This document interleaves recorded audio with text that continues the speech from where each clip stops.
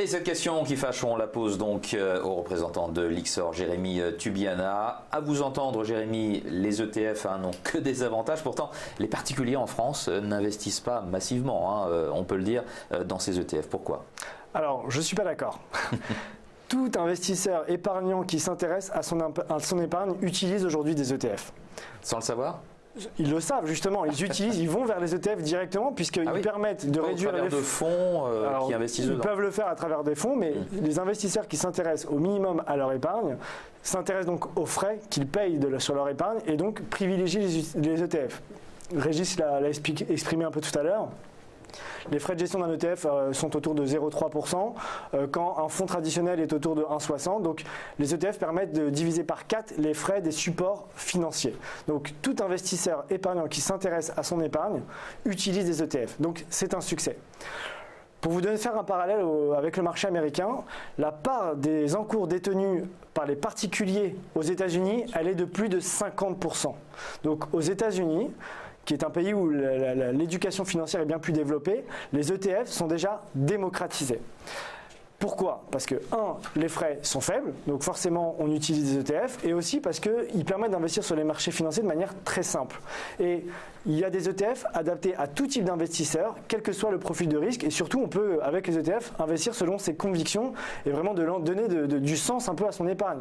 Aujourd'hui on peut investir sur la France, sur les États-Unis, sur l'égalité homme-femme, sur l'eau, on peut faire finalement tout ce qu'on veut, c'est simple. Et ce qui se passe aujourd'hui en France, c'est que aujourd'hui, les investisseurs français, les épargnants français commencent à s'intéresser de plus en plus à leur épargne. Pourquoi? Parce que les taux baissent. Les rendements des livrets A, des livrets d'épargne chutent. Les rendements des fonds euro chutent. Il faut diversifier, sortir de ces livrets d'épargne et sortir de ce fonds euro pour créer de la performance.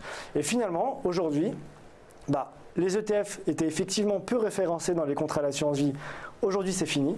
Il y a même des contrats dédiés aux ETF qui existent dans l'assurance vie.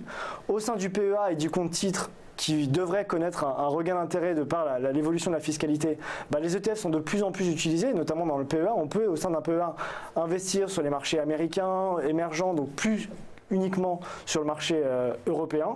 Et surtout, le développement des solutions digitales d'épargne va considérablement favoriser l'utilisation des ETF. Réaction de Régis. Je ne suis pas aussi optimiste que Jérémy.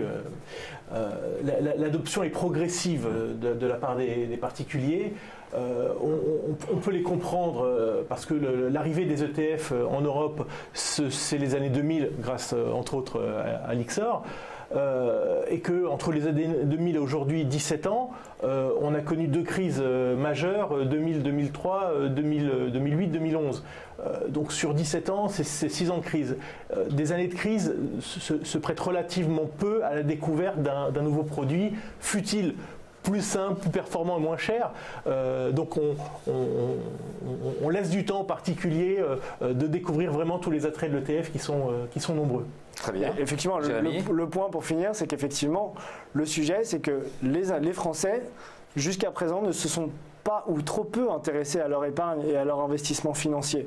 Mais clairement, comme je l'expliquais un peu tout à l'heure, la baisse des rendements des fonds euros va les inciter à s'intéresser au marché financier et quelles que soient les périodes qu'on peut traverser, hausse ou baisse de marché, il y a des ETF pour tous les goûts, pour tout type de risque, des ETF actions, obligations, monétaires, on peut tout faire avec des ETF, donc c'est adapté à n'importe quel type d'investisseur. Voilà qui est dit. Merci beaucoup Jérémy Tubiana d'avoir été avec nous aujourd'hui. Jérémy Tubiana, responsable vente distribution France chez Lyxor ETF. Voilà, on fait une courte pause, mais restez avec nous puisque dans un instant, c'est le grand débat.